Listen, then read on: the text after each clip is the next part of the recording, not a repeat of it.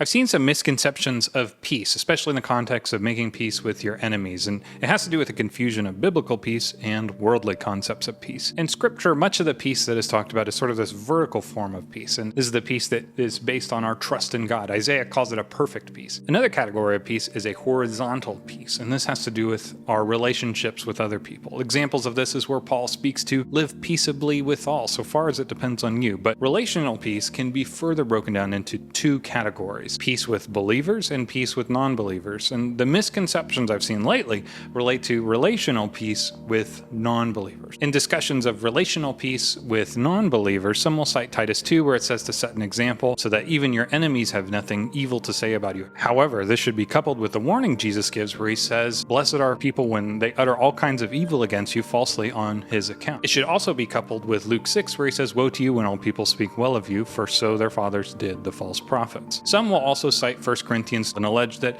we shouldn't judge the world, but only those in the church. And by taking this verse out of context in this way, they'll apply it and say, we can't tell those that live in the world that are non-believers the truth because it will offend them or because they'll be hurt and so forth. This takes the verse out of context because it relates to not being surprised by the behaviors of the world because they're non-believers, and it relates to church discipline of unrepentant believers. Paul isn't saying that we can't call out the sins of the world, and we see this evidence throughout Paul's life where he points out the sins of non-believers in multiple places, as you can see on the screen here. In relationships, biblical peace doesn't have anything to do with being nice, but being loving. 1 Corinthians chapter 13 is a great place to start knowing what biblical love is. In addition to this, to be loving is to speak the truth. And we see this because truth is inherently loving and vice versa, as love does not rejoice at wrongdoing, but rejoices with truth. If we don't believe that the truth is loving, we won't tell people the truth. The light of truth is also inherently sanctifying, and it's integral to the Great Commission, where we're to go make disciples of all nations and to teach them what? To observe what Jesus commands of us, as in the truths of Scripture.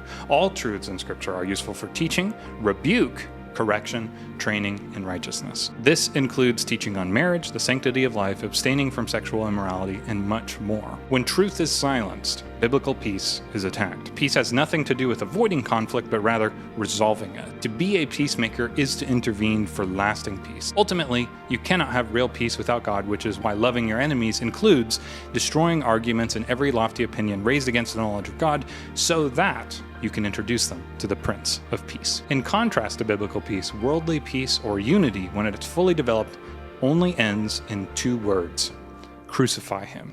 That's the difference between biblical and worldly peace.